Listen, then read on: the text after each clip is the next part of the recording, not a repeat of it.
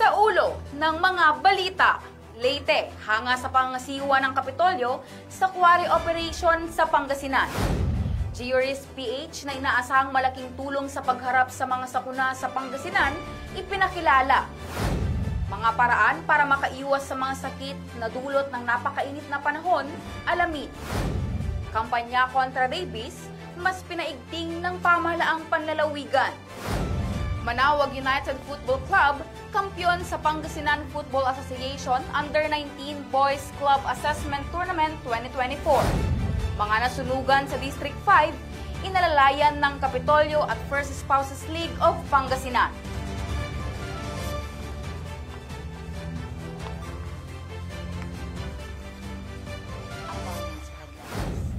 Naimbag nga daw, masantos si Agaw, Pangasinan. Narito na ang mga balitang ang galing hatid sa inyo ng The Capitol.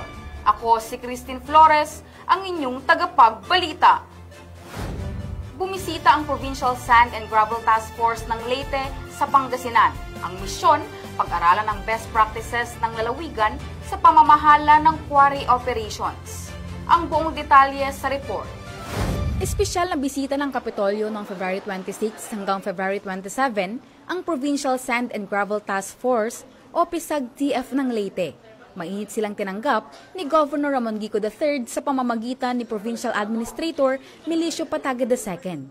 On behalf of Governor Monmon Gico, good morning po sa ating lahat and would like to say thank you for coming over to the province of Pangasinan and doing your benchmarking activity, especially on the operation and management of your quarry. Ayon kay Attorney Jose Raymond A. Acol, overall supervising team leader ng PSAG-TF Leyte, hanga sila sa pangangasiwa ng pamahalaang panlalawigan sa operasyon ng quarry sa lalawigan. I was able to convince Governor Pitila to give opportunity to these employees to visit the beautiful province of Pangasinan, to learn, to examine the best practices and possibly replicate it in the province of Leyte. Hindi lamang siya pag-increase ng collection fees, hindi lamang siya pagpataw ng mga bagong taxes or bagong mga revenue scheme. But it's a combination of several systems. Of course, nandiyan po yung fees na ipinataw, pero nangailangan din po na merong magandang sistema at magandang implementation. So we modernize the monitoring of our existing quarry sites. Yung strict monitoring po. We use GIS para po sa pag-monitor.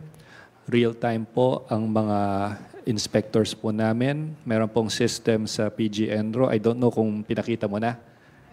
Ay, papakita mo mamaya. Real-time, malalaman po kung saan nakapwesto o nakatayo yung mga inspector at this exact very moment. Lubos naman ang pasasalamat ni Attorney Raymond Acol sa kanilang mga natutunan na maaari nilang kopyahin. We can encourage and convince the members of the Provincial Board of Leyte to adopt what the Provincial Board of Province of Pangasinan has adopted. Bilang pagtatapos ng kanilang benchmarking, binisita ng grupo ang North Star Aggregates at Sanhay Crushing Plant sa Sison, Pangasinan. Taong 2022, umabot lamang sa 12 million pesos ang tax collection mula sa operasyon ng quarry sa Pangasinan. Pero nitong nakaraang taon, base sa report ng Provincial Treasurer's Office, ay umakyat na sa 185 million pesos. Dahil ito sa implementasyon ng bagong revenue code at paghihigpit ng lalawigan. Babala noon ni Governor Gico sa mga quarry operators, kung hindi sila susunod sa polisiya ng pamahalaang panlalawigan, malaya silang maghanap ng ibang lugar. Probinsya ng Ilocos Norte, nagsagawa ng benchmarking sa Lawak Dairy Farm at Pangasinan, pang-pito sa may pinakamalaking kontribusyon sa GDP ng bansa. Yan itong pangbalita, hatid ni Rich Mahin. Nagsagawa ng benchmarking sa Lawak Dairy Farm ang pamahalaang panlalawigan ng Ilocos Norte. Interesado kasing subukan ng Ilocos Norte ang ganitong proyekto sa kanilang lalawigan. Sa benchmarking, ibinahagi ni Farm Manager Nicanor Villos ang takbo ng operasyon ng nasabing farm. kung saan inaalagaan at pinaparami ang mga alagang kalabaw at baka. Ipinakita rin sa mga delegado ang bawat hakbang sa paggawa ng corn silage na nagsisilbing pagkain ng mga inaalagaang hayop. Umabot na sa 411,910 pesos ang kinita ng farm mula Enero hanggang Pebrero ng kasalukuyang taon. Bukas din ang farm para sa mga nais magsanay. Katunayan, ang ilan sa mga nagtapos dito ay nagtatrabaho na sa ibang bansa gaya ng Australia, Canada, Taiwan at New Zealand. Mula nang maipasakamay sa pamahalaang panlalawigan ang Lawak Dairy Farm, balik-sigla na ang operasyon dito. Ang farm ay pinangangasiwaan ng Office of the Provincial Agriculturist sa pangunguna ni Provincial Agriculturist Dalisay Moya. Mula sa 82 na probinsya sa bansa, pang-7 ang Pangasinan sa top 10 contributor sa National Gross Domestic Product o GDP. Ayon sa Philippine Statistics Authority noong Pebrero 19, bahagi ng Pangasinan sa national GDP sa constant 2018 prices ay umabot sa 352.93 bilyong piso o 1.8%. Sa ulat ng PSA na pinamagatang 2022 Economic Performance of the Provinces in the Philippines, Laguna ang nanguna sa listahan na may 990.69 bilyong pisong bahagi. Sinundan ng Cavite, 731.39 bilyong piso, Batangas, 615.81 bilyong piso, Bulacan, 604.71 bilyong piso, Pampanga, 525.65 bilyong piso at Cebu, 388.11 bilyong piso. Kasunod ng Pangasinan ang mga lalawigan ng Rizal, 340.63 bilyong piso, Nueva Ecija, 298.57 bilyong piso at Bataan, 256.89 bilyong piso. Nasa 1,000 magsasaka na miyembro ng iba't ibang kooperatiba at asosasyon mula sa 6 na distrito ng Pangasinan ang magsisilbing benepisyaryo ng Provincial Corporate Farming ng pamahalaang panlalawigan ng Pangasinan para sa kasalukuyang dry cropping season. Alinsunod dito ang PCF Production Field Day, mass graduation at presentasyon ng technology demonstration results ay nakatakda sa Marso 2024 sa iba't ibang lugar. Ang petsa at lugar ay ang mga sumusunod: March 8, District 1 at 2, Barangay Calzada, Mabini, Pangasinan; March 6, District 3, Barangay Bued Calasiao, Pangasinan; March 11, District 3, Barangay Tuliao, Santa Barbara, Pangasinan; March 5, District 4, Barangay Angio, San Fabian, Pangasinan; March 14, District 5 at 6, Barangay Dupac, Asingan, Pangasinan. Ayon kay Provincial Agriculturist na si Dalisay Moya, ang nakatakdang Farming Field Day, mass graduation at presentasyon ng technology demonstration results na mga kalahok na katuwang sa programa ay magsisilbing pagkakataon para maipakita nila ang kanilang mga output sa pagsasagawa ng alternatibong teknolohiya at sistema ng pagsasaka. Ang corporate farming ay isa sa mga priority program ng kasalukuyang administrasyon sa ilalim ng pamumuno ni Governor Ramon Vigico III para sa sektor ng agri-fishery. Ito ay umaayon sa layunin ng lalawigan na iangat ang katayuang sosyo-ekonomiko at kagalingan ng bawat Pangasinense. Layunin nitong mapahusay ang produksyon ng pagkain at gawing isang kumikita at sustainable economic enterprise ang pagsasaka sa pamamagitan ng tinatawag na convergence approach sa mga farmer cooperatives and associations, local government units, Department of Agricultures, iba't ibang national government entities, pribadong sektor at mga financial institutions. Ang PCF ay bilang suporta rin sa food sufficiency program ng national government. Pangasinan ang galing. Rich Mahin, nagbabalita para sa The Capitol. 74 na individual ang nakibahagi sa training kaugnay sa pagpaplano ng barangay, local development at annual investment program para sa kanilang nasasakupang lugar. Saan po namin pwedeng i-charge po yun? Pwede yung i-charge actually dun sa MOOE natin, sa mga fees. Nasa MOOE. Aktibong nakibahagi ang 94 na local youth development officers at SK presidents para maihanda ang kanilang barangay, local development at annual investment plan. Okay, the training is all about yung DILG Memorandum Circular 2019-151. So ito po yung guidelines natin dun sa pag-craft ng local youth development plans in all LGUs. So itong LYDP kasi, or the Local Youth Development Plan, is one of the salient features ng bagong SK natin. So the SKs are required to make their own plans, going away dun sa negative na idea about SKs na paliga and pa-beauty pageant. Dumalo dito si Provincial Administrator Milicio Patag II upang ipaabot ang mensahe ni Governor Ramon Gico III. The Governor would like to reiterate his commitment, especially to the young leaders. Dapat may mulat po sa ating puso at isipan ayon sa ating mahal na Gobernador, Ramon Gico, na ang pagmamahal sa probinsya ang pinakamataas na uri ng pagmamahal sa serbisyo publiko. Nagbigay naman ng kanyang lecture si Ariola, Presidential Officer Staff 2 ng NYC Baguio Area, tungkol sa DILG Memorandum Circular No. 2020-138. Ito po yung monitoring and evaluation ng mga programs, projects, and activities ng ating mga sangguniang kabataan. Ibinahagi din ni Pangasinan Polytechnic College President Dr. Raimundo D. Revillos ang micro-credentials at mga kurso na alok ng PPC. Ganon din ang mga impormasyong nagpapalakas sa kampanya laban sa anti-illegal drugs na pinangsiwaan ni PADAC Secretariat Norman V. Ramos. Nagbigay din ng mensahe ang presidente ng Local Youth Development Officer at SK Federation President ng Pangasinan. Let your action speaks louder than words. Be the positive change you wish to see. May the learnings that we acquire today be meaningful and transformative. Para kay Edri ng LYDO staff ng LGU San Nicolas, malaki ang importansya ng mga pagpaplanong ito sa mga katulad niya. We believe that honing the holistic abilities of the youth in our localities is a great help po to achieve our municipalities' goals and visions po towards a successful town and municipality po. Nakiisa rin sa aktibidad sina Provincial Social Welfare and Development Officer Annabel Terrado Roque, Local Youth Development Officer 2 Florence Enberba at mga konsultant na sina Attorney Angel Baniked Jr. at Attorney Candice Palago.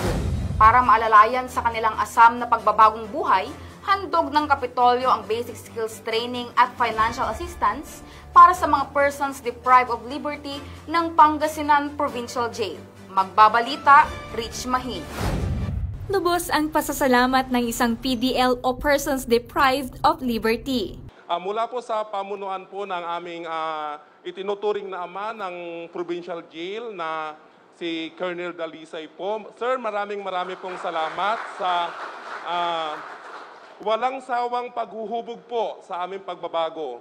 Sana sir, wag po kayo magsasawa na kami hubugin at himukin pa sa mga tamang daan upang ito po ay magamit namin sa aming paglaya. Isa kasi siya sa 50 PDL mula Pangasinan Provincial Jail na nagtapos sa 5-day training tungkol sa basic electrical installation and maintenance and basic wellness massage. Pasasalamat dahil tagumpay po ang nangyaring training at program ng ating government.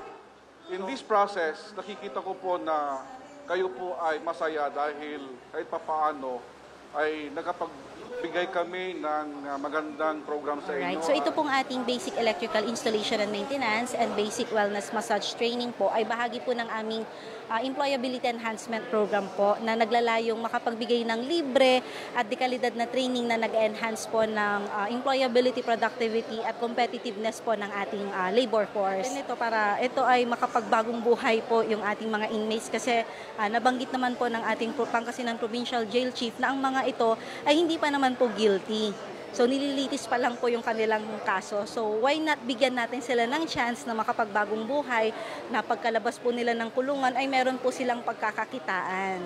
Ayan, so kaya ginawa po namin tong training para ma-equip po sila sa necessary knowledge, skills at attitude po to earn a decent living. Ayan, para hindi na po sila bumalik dito. At para masiguradong magagamit ng bawat PDL ang mga natutunan, naghatid na magandang balita si Governor Ramon V. Gico III. Our provincial governor, the visionary, snappy, at mabait, Ramon V. Gico III, ay magbibigay sa inyo ng 2,000 pesos each as the provincial assistance, financial assistance. Itong pera na ito ay gagamitin nyo ng pambili ng gamit nyo once you will be released in jail, at ito po ay pag-uumpisahan nyo for your kahit konti, at least mayroon kayong paglalaanan at pagkakakitaan for improvement of your life. Hindi magsasawa ang pamahalaang panlalawigan ng Pangasinan sa mga plano nito na mas mapaginhawa at mapabuti ang buhay ng bawat Pangasinense. Pangasinan ang galing. Rich Mahin, nagbabalita para sa The Capitol. Susunod, GRIS PH na inaasahang malaking tulong sa pagharap sa mga sakuna sa Pangasinan, ipinakilala. Yan at iba pang balita sa pagbabalik ng The Capitol.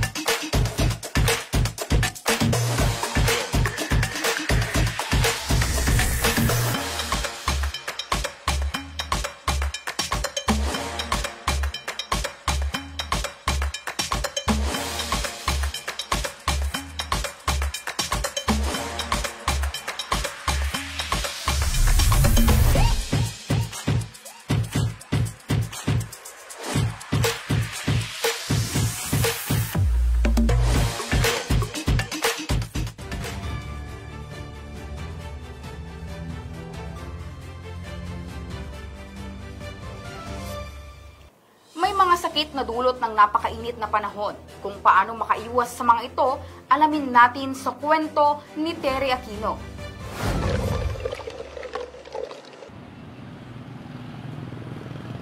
Painit ng painit ang panahon, kaya patok ang mga panindang pampalamig.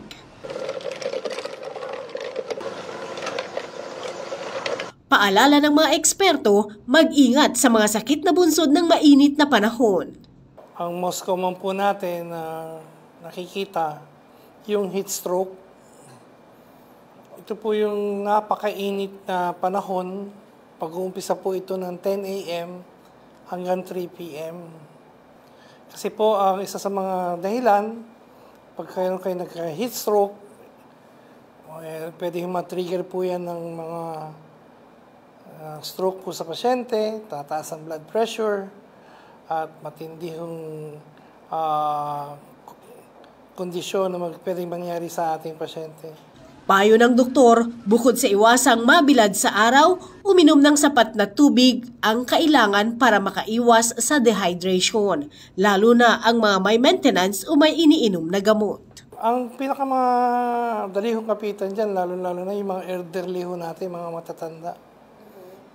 Ito po yung mga dapat mag-iwas sa mga age 40, 50. And hindi na ho dapat ma-expose sila sa ganito. Kasi prone ho sila sa heat stroke eh. Sa tindi ng init ng panahon, maging ang mga bata ay maaaring dapuan ng heat stroke. Kaya paalala ni Dr. Carino magkaroon ng healthy lifestyle. Meron na tayong mga pasyente ngayon na nakikita namin sa emergency room. Age 30, age 40, may stroke na, batang-bata. Kasi yung lifestyle nila iba. Talagang babaguhin natin ng nutritional rehabilitation para natin ma-cope up po natin mga problema po natin. Lalo-lalo na yung mga nagme-maintain po ng ating gamot sa ating mga pasyente.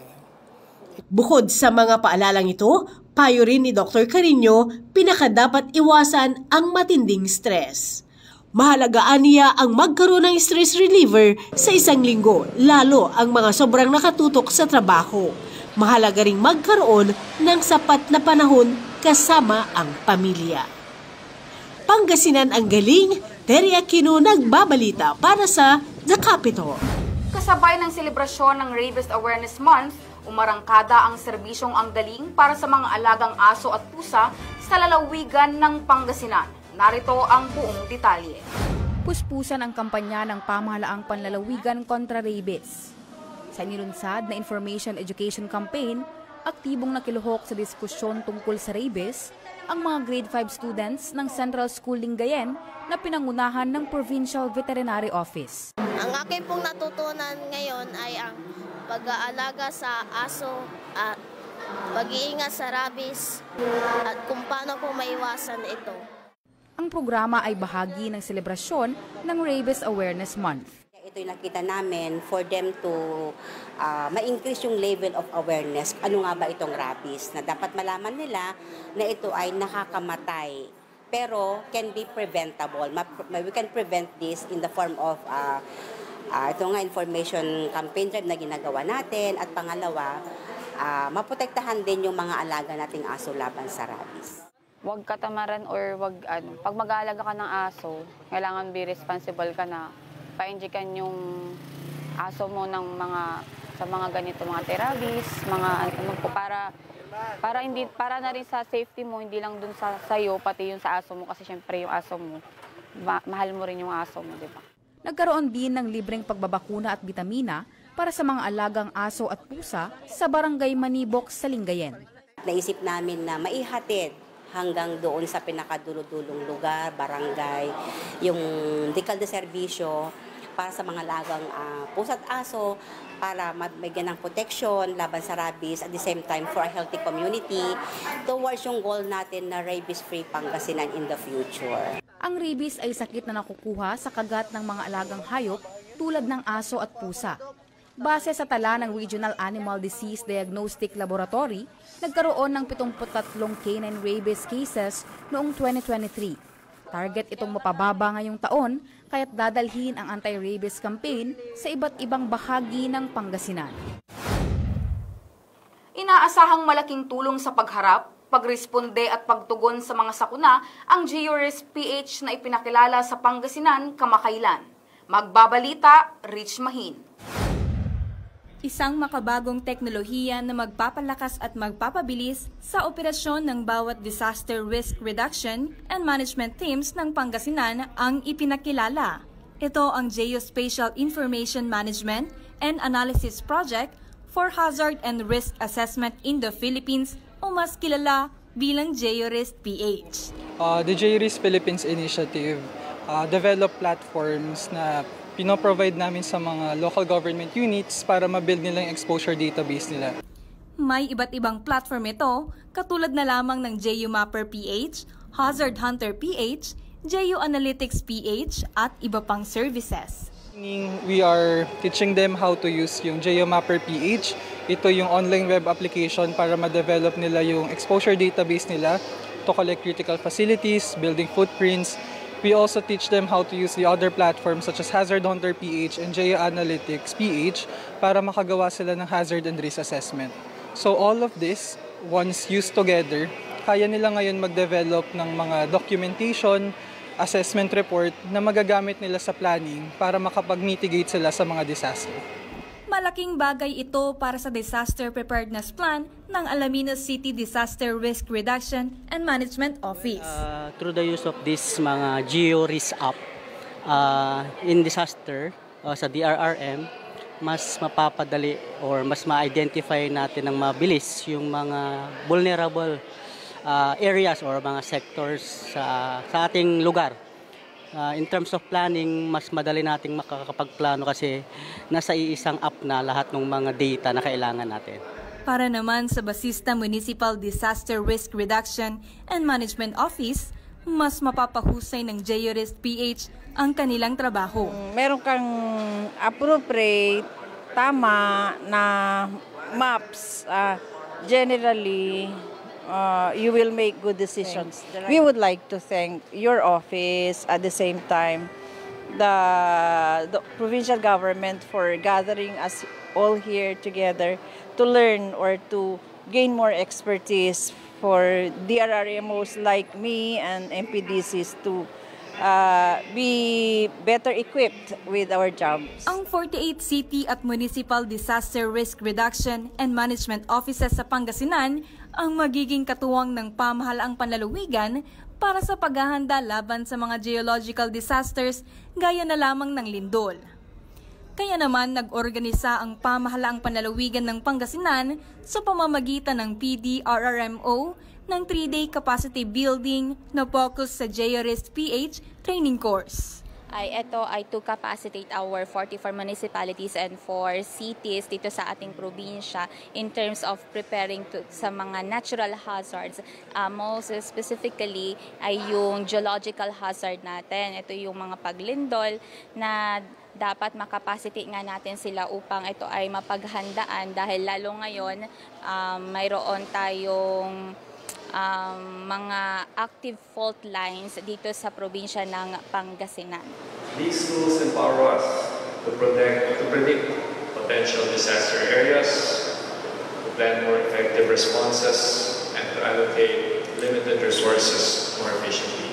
Patuloy ang mga disaster risk reduction and management initiatives ng pamahalaang panlalawigan ng Pangasinan. Ito kasi ang focus ni Governor at PDRRMC Chairman Ramon Vigico III, katuwang ang PDRRMO at iba pang mga ahensya upang matiyak ang kaligtasan ng bawat Pangasinense. Pangasinan ang galing. Rich Mahin, nagbabalita para sa The Capitol. Sa gitna ng pagharap sa hamon ng buhay ng ilang residenteng nasunugan ng bahay, umalalay ang Kapitolyo at First Spouses League of Pangasinan para maibsan ang kanilang kalbaryo. May kwento si Terry Aquino. Hindi makapaniwala si Maria Pagbilao ng Zone 4B, Barangay San Jose, Urdaneta City, na ang pinagsikapang ipundar na bahay ay mauuwi sa uling. Nasunog kasi ito bandang alas 11 ng umaga noong January 24. Nakaligtaan sinindahang kandila ang hinihinalang pinanggalingan ng apoy. Ang mga imahin ng ilang santo na lamang na bahagyang nasunog ang naitabi ni Maria. Mabilis daw kumalat ang apoy bunsod ng malakas na hangin. Sa barangay Pinmaludpud naman, abala sa ipinapatayong bahay si Antonio at Marizel Ortiz. Nasunog din ang kanilang bahay. Bali yung ref lang po kasi ang nakasaksak. Opo. Nalis naman po namin lahat ng nakasaksak. Si Maricel at asawang si Antonio pansamantalang nakikitulog muna sa kanyang nanay. Nakikitira naman pansamantala ang mga anak sa kanyang kapatid. Sa poblasyon Lawak naman, walang natira sa 2 palapag na bahay na ito na pag-aari ng kamag-anak ni Donalyn Mayor nang masunog. Posible umanong nasilaban ang kurtina ng bahay nang maiwan ang nakasinding kandila. Mabilis ring kumalat ang apoy at walang naisalbang gamit ang pamilya. Nakikituluyan ngayon si Donalyn at mga anak sa kanyang kapatid. Ang mga nasunugan ay hinatiran ng tulong ng Social Welfare and Development Office ng Lalawigan, First Spouses League of Pangasinan at 5th District Political Consultant Jesus Isong Basco. Once na process na ulit. May number naman na kayo sa Emosyonal na nagpaabot ng pasasalamat ang mga nasunugan. Sa mahal nating gobernador po, maraming pong salamat sa tulong na binahagi ninyo. Nagpapasalamat po ako sa tulong na binigay niyo po sa akin. Una-una po sa Panginoon dahil hindi niya po ako pinabayaan. At pangalawa po, gobernador at saka si Ma'am Ann po. Maraming salamat po sa kabutihan yung binigay niyo sa akin. Ipoproseso rin ng Provincial Social Welfare and Development Office ang tulong pinansyal para sa mga nasunugan para sa karagdagang tulong mula sa lalawigan. Pangasinan ang galing, Terry Aquino nagbabalita para sa The Capital. Susunod, Manawag United Football Club, kampiyon sa Pangasinan Football Association Under-19 Boys Club Assessment Tournament 2024. Yan at iba pang balita sa muling pagbabalik ng The Capital.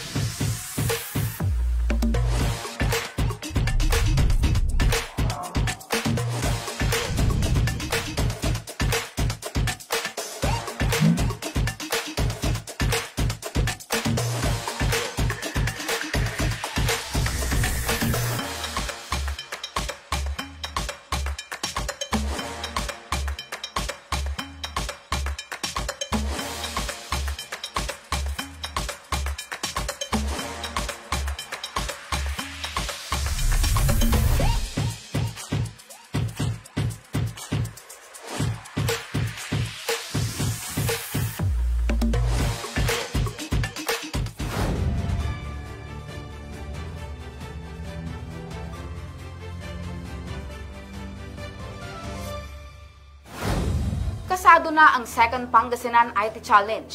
Kung paano makasali at kung ano-ano ang mga kategorya, alamin sa kwento. Tagisan sa galing. Abangan ang second Pangasinan IT Challenge sa March 6, 2024 nagaganapin sa Bayambang Event Center na may temang Unlocking Potentials. Pangasinan IT Challenge is an ICT competition for the youth with disabilities. Ang primary na goal nito is of course to showcase the talents and skills of our Pangasinenses na youth with disabilities. And at the same time, foster din yung inclusivity dito sa ating probinsya. Ito ay bukas sa mga youth with disabilities, edad 14 to 23, naka-enroll sa grade 7 hanggang 12 at residente ng Pangasinan. Ang kompetisyon ay kinabibilangan ng mga sumusunod na kategorya: e-life map, e-tool Excel, e-tool PowerPoint, e-content video making, e-creative smart car.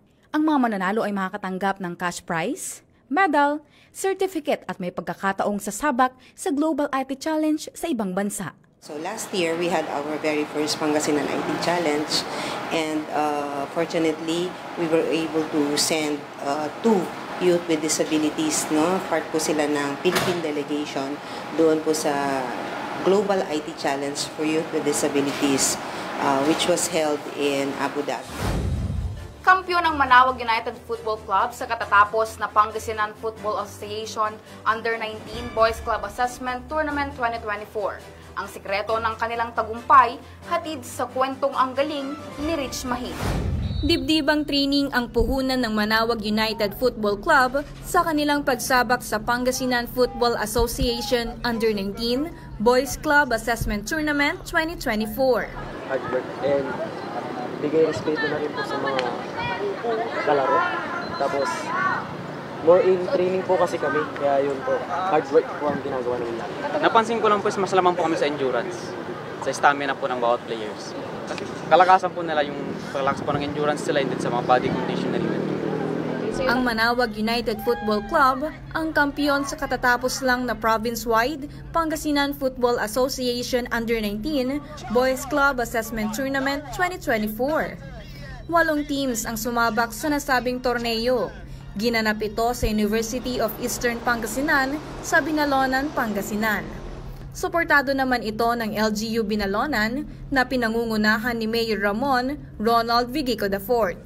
Sabi nga ng atin pong Mayor, continue to strive and yung moment lang nandito kayo sa atin pong football field, naging part kayo ng top performing teams is malaking achievement na yon. So be proud to yourself. Naniniwala si Governor at Pangasinan Football Association President Ramon Vigico III na malaki ang potensyal ng mga football players ng Pangasinan. You know, it is really to see our talent in Pangasinan, to see how many of our kids play football in Pangasinan. The plan is to see and train the coaches to be better coaches, train the kids to be just athletes that they should be both character and technical.